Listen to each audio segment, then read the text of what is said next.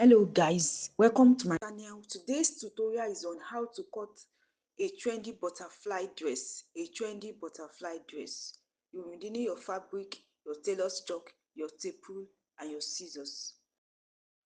Fold your fabric.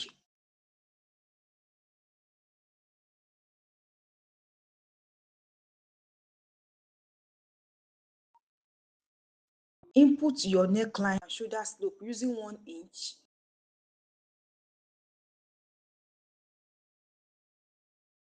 From the shoulder slope, come down by 15 inches or more and draw a straight line.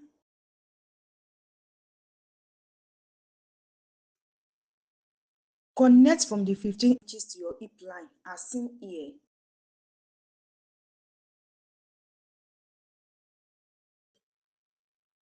Mark it down.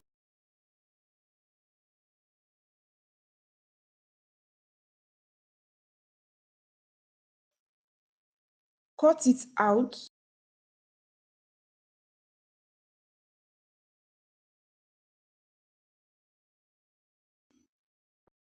You will have something like this when you open it up. Let me know in the comment section if you have any question. Please support me by subscribing to this channel, like as well as share my videos. Thank you.